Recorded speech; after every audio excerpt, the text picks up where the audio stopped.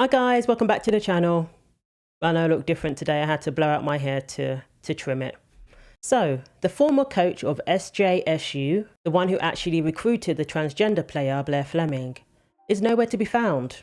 The current coach, Todd Kress, he was asked whether he has heard from this coach, whether the coach has reached out to Blaire, to see if Blaire's okay, and he said no. And the former coach is a trans activist. The former coach posted some things about trans athletes, about equality when it comes to transgender players. So the coach is all for this, you would think. Yet the coach hasn't been keeping up with the story, hasn't reached out to the current coach to keep up with what's going on, nothing. And Todd Kress isn't happy about it. He's disappointed. And Outkick tried to get an interview with the former coach and nothing came of it. So the former coach's name is Trent Kersten. And Trent recruited Fleming in 2022 after Fleming left South Carolina when South Carolina decided to ban transgender athletes from competing in women's sports. So this former coach actually brought Fleming over from Coastal Carolina prior to the 2022 season. So Todd Kress said, Trent brought Blaire to SJSU and Fleming played for him for the 2022 season before his departure to LMU. Trent obviously knows Blaire is in the crosshairs of this debate, and yet he has not reached out, not one time, to check in on Fleming's mental health. I find it sad, to be honest. So in 2022, the Save Women's Sports Act was enacted in South Carolina, prohibiting biological males from competing in girls' and women's sports. And this is the sort of thing Trent was posting on social media. Royal equality, that kind of thing. BLM, pride flag. So when Outkick tried to get a sit-down interview with Trent, they were referred to the PR department. Nothing came of it. So Outkick asked LMU if they were aware that their current coach was involved in what's going on at SJSU, that their current coach recruited this transgender player in his previous school. And they said Trent Kersten is among the best head coaches in the nation. We cannot speak to the recruitment practices of other institutions or the student athletes on other rosters across the sport. And then they gave the usual response. He didn't break any rules, as per the NCAA guidelines. But was what he did morally correct? The NCAA Board of Governors ultimately decides policies regarding the eligibility of student athletes. So Brooke Slusser appeared on Fox News along with Riley Gaines, and she spoke about the impact it had on her when the associate head coach, Melissa Batie-Smoose, was suspended. What impact has that news had across the team?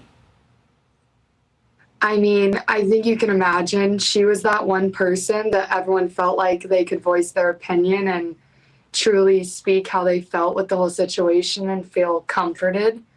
And them taking that away from us, everyone felt distraught. And especially finding out minutes before a game, it was just a horrible situation.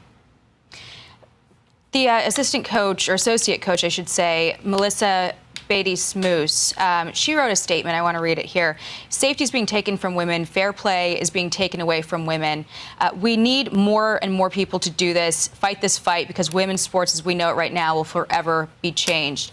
And Riley Gaines was asked about her opinion on the actions of SJSU. She said it comes down to retaliation. It sends a clear message. What are the young athletes supposed to think when the associate head coach has been suspended?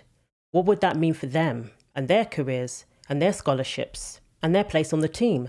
It sends a clear message to them and it's very intimidating. If that's what they would do to an associate head coach, somebody is in a position of seniority, what would they do to them? All because they don't want a transgender player on the team. All because they speak up and object. Nothing but retaliation and intimidation, in my opinion. Well, it's retaliation, Jackie. That's what this is.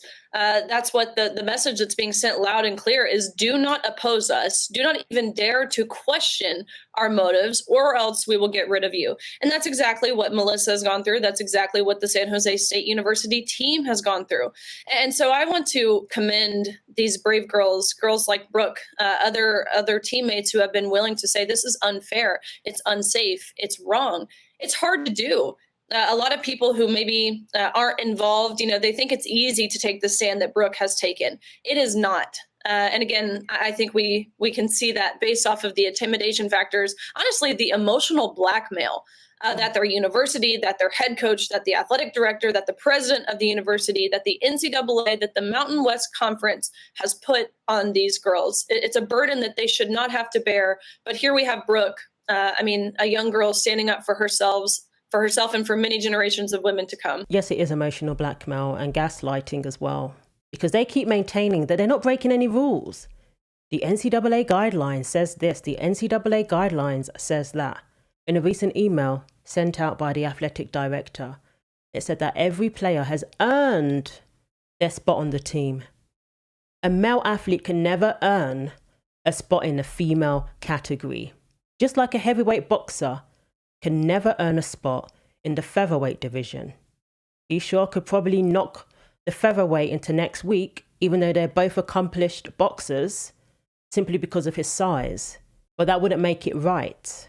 An able-bodied athlete can never earn their way into the Paralympics. An athlete who is above the age of 18 can never earn their way into a middle school competition. Categories exist for a reason. Sporting bodies are going to get it wrong. Sporting bodies are going to get politicized. But that doesn't mean that you abandon your duty to protect women. You abandon your duty to protect your female athletes. And that doesn't mean that what you're doing isn't morally wrong and reckless. So Mountain West and SJSU can hide behind the NCAA's guidelines all they want. But what they're doing is simply wrong. And there's a reason why the NCAA are being sued as we speak. And they are going to be held accountable. So Brooke goes on to explain what I see as her feeling betrayed, because they've chosen the male athlete who shouldn't even be in their category over the females who have earned their spot on the team. Because within their category, within women's volleyball at this level, they are among the best. But you know what they aren't? Males. But yet they've allowed a male athlete who's built differently, who has an advantage over female athletes, just in terms of muscle mass, bone density, all of those factors, can jump higher, can hit harder, just because they're male and are able to play volleyball. That's who they've allowed. What real impact does all these schools forfeiting games have on the ability to compete, coupled with, obviously, there are concerns that you've voiced about facing off against this player when you've got 80-mile-an-hour spikes? I mean, how do you feel about this? I mean, it's sad that the school still chooses to prioritize one man's needs over an entire team and be willing to get rid of half of our season because of it. So it's amazing that other teams in the conference can stand up and just say, no, we're not doing this. And yet our school is still okay with having one person on our team that's causing all of these issues, and yet will not get rid of them. And that's what it comes down to. It's a huge betrayal, it really is. And the female athletes should come before gender ideology. It's as simple as that. The school has made it clear that their priority does not lie with the female athletes or the women who speak out in defense of them. So Riley Gaines explains how the tide is turning. She encourages Brooke, reminding her that things are changing now, that the majority of the country have spoken and said no to this. The majority of the country have rejected gender ideology, especially at the expense of girls, especially at the expense of women. I believe that the tide is turning. I think that was made very obvious just last week. My message to everyone, regardless of any identity factor, is that this should not be a partisan issue. This should not be a political issue. This is a humanitarian issue. It's a moral issue. It's a civil rights issue, but it shouldn't be as partisan as it's become in the way that our elected officials are voting, in the way that the media represents this issue. Again, it was made very clear just last week that is not how the overwhelming majority of society feels about this. Your common sense, everyday American, they intuitively know that men and women are different, that men cannot become women, that men cannot get pregnant, that tampons and menstrual products do not belong in boys' bathrooms. Yet we had an entire political party who ran on this. I mean, that was their message to voters. And again, we saw how that turned out. So I'm hoping that the tide turns. Okay. I'm hoping that President Trump takes decisive action on day one and bans this altogether. Years from now, people are going to look back at this and think, what on earth was going on from 2020 to 2024 in the US. What on earth was going on? We had a whole political party running on tampons in boys' bathrooms and actually trying to convince people that this was a good idea, that this was necessary. How absurd. And you'd get called a bigot if you laughed at it and said how ridiculous it is. School districts across the country were spending millions of dollars implementing this. We had one school where boys ended up vandalizing the tampon machine. The boys said no, they ended up vandalizing the tampon machine and it ended up in the toilet. What an absolute mockery of things pertaining to women, because they've tried to couple it with gender ideology, which says that men need tampons.